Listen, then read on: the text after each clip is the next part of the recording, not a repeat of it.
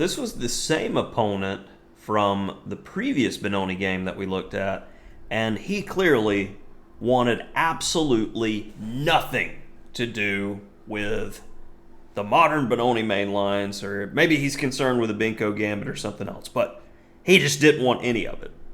And there's a number of ways to play against this move order, but when I analyzed it deeply, if you're comparing e6 and g6, I'm mostly a Finchetto player across my repertoire with white and black, so I have a preference to play g6, but the engine strongly prefers e6. So that's the way you should go. Knight f3, bishop takes, as we're going to get this kind of colors reversed, Queen's Gambit accepted style position. And we get a roughly equal position out of the get-go. And there was a critical moment early in here where I think it's at this point. Let me ask my engine friend. Yeah. You need to fight for some kind of imbalance and key squares.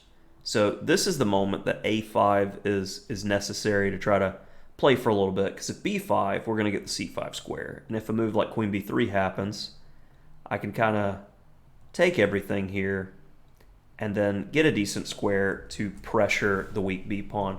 So a5 is one of the points that, still not being too familiar with these structures, I'll miss some of these ideas. And I should have had more knowledge of this type of pawn structure, because I get something similar in the e3 lines in my aggressive Queen's Gambit decline course on Chessable.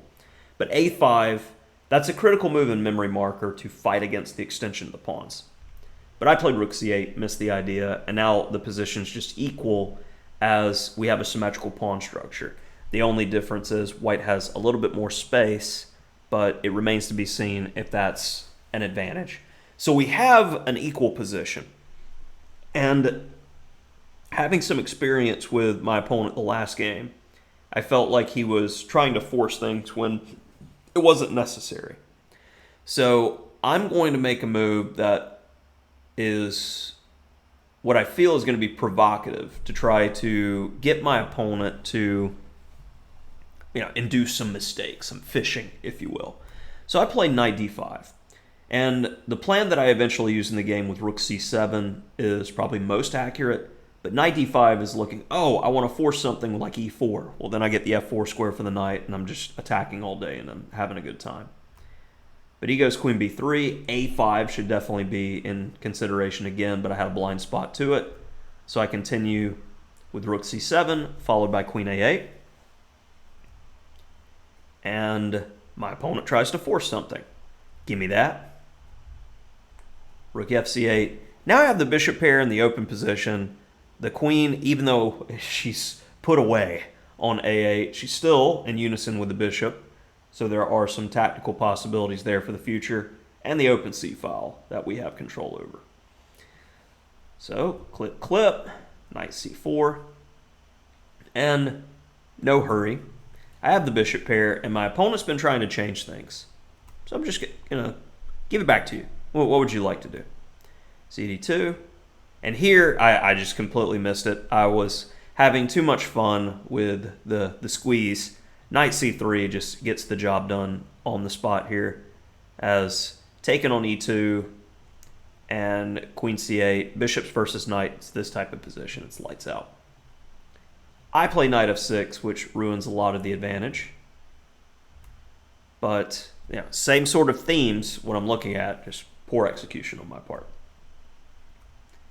Knight e4. I'm happy with the bishops in the long term, trying to coax moves like e4, more pawns on the same color of his bishop. e5. I'm like, okay, we're going to swap gears.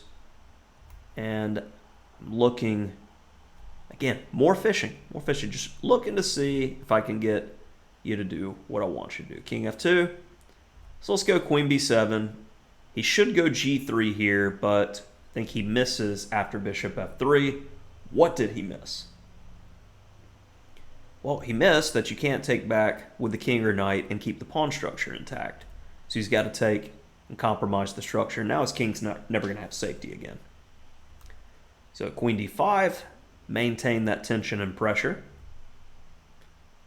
And Engine has another move that it likes, but I saw the idea that was played in the game immediately here and really liked it.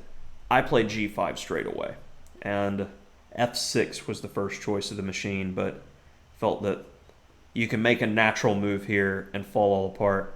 He took, and queen takes e5 is pretty obvious, but even nastier, I felt, was taking with a bishop.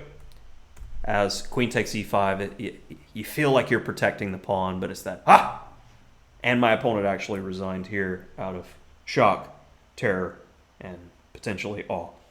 So hopefully you enjoyed this investigation to sideline of d takes c5 in the Benoni. That'll do it for this one.